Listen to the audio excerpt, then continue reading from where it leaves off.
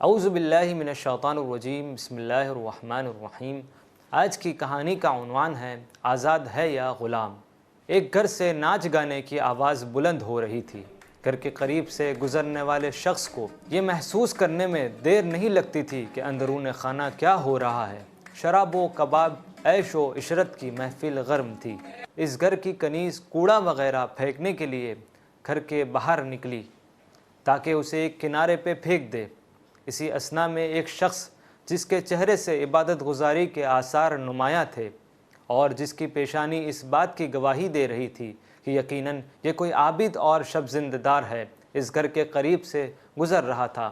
کنیز کو گھر سے باہر آتا ہوا دیکھ کر وہ شخص اپنی جگہ پر ٹھہر گیا۔ جب کنیز اس کے قریب آئی تو اس نے پوچھا، اس گھر کا مالک آزاد ہے یا غلام؟ کنیز نے جواب دیا، آزاد۔ اس شخص نے کہا، تم نے ٹھیک کہا، آزاد ہی ہوگا۔ اگر غلام ہوتا تو یقیناً اپنے آقا و مالک حقیقی یعنی پروردگار عالم کی نافرمانی کرتے ہوئے اس قسم کی محفل آرائی سے پرہیز کرتا۔ کنیز اور اس مرد متقی کے درمیان ہونے والی گفتگو کی وجہ سے اسے گھر لوٹنے میں کچھ دیر لگی۔ جیسے ہی کنیز گھر کے اندر داخل ہوئی، مالک نے پوچھا، آخر تو نے اتنی دیر کیوں لگائی؟ کنیز نے پورا واقعہ بیان کرتے ہوئے کہا، ایک شخص جو شکل و صورت سے بڑا متقی اور پرہیزگار معلوم ہو رہا تھا، گھر کے سامنے سے گزرا اور اس نے مجھ سے یہ سوال کیا اور میں نے اس کا یہ جواب دیا۔ پھر وہ یہ باتیں کر کے چلا گیا اور میں گھر واپس آ گئی۔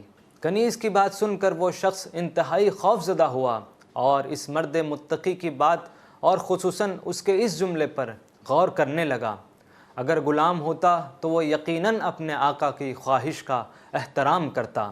تیر کی طرح یہ بات اس کے دل پر جا لگی اور وہ بے تحاشا ننگے پیر اس آدمی کے طرف دوڑنے لگا جس نے یہ بات کہی تھی۔ بدحواسی کے عالم میں وہ تیز رفتاری کے ساتھ دوڑتا ہوا اس شخص کے قریب پہنچ گیا۔ وہ کوئی اور نہیں تھا بلکہ ساتویں امام حضرت موسیٰ بن جعفر علیہ السلام تھے۔ اس شخص نے امام کے سامنے توبہ کی۔ چونکہ توبہ کرتے ہوئے وہ ننگے پیر تھا، لہٰذا اس نے پھر پاپوش جوتا نہیں پہنا اور تمام عمر ننگے پیر چلتا رہا۔ توبہ سے قبل وہ شخص بشر بن حارث ابن عبد الرحمن مروزی کے نام سے مشہور تھا، لیکن اس کے بعد ساری زندگی الحافی یعنی ننگے پیر والے کے لقب سے یاد کیا جاتا رہا اور بعد میں بشر الحافی کے نام سے صوفیہ میں ممتاز ہوا۔ جب تک زندہ رہا اپنے عہد و پیمان پر پوری طرح ثابت قدم رہا اور نہایت وفاداری کا ثبوت دیتے ہوئے پھر گناہ کے قریب نہیں گیا۔ اس سے قبل وہ علاقے کے ثروت مند امیر اشخاص اور اشراف زادوں میں شمار کیا جاتا تھا، لیکن بعد کی زندگی میں وہ خدا پرست اور متقی و پرہیزگاروں کی فہرست میں شمار کیا جانے لگا۔ تو ناظرین کرام، اس واقعے سے ہمیں یہ درس ملتا ہے کہ جب بھی کبھی ہم گناہ کے بارے میں سوچیں تو ہمیں یہ غور کرنا چاہیے کہ خداوند متعال ہمارا مالک ہے اور ہم اس کے بندے ہیں۔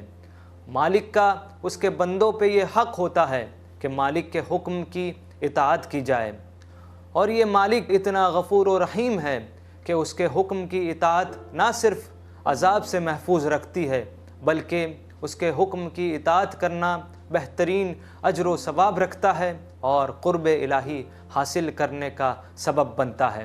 والسلام علیکم ورحمۃ اللہ وبرکاتہ۔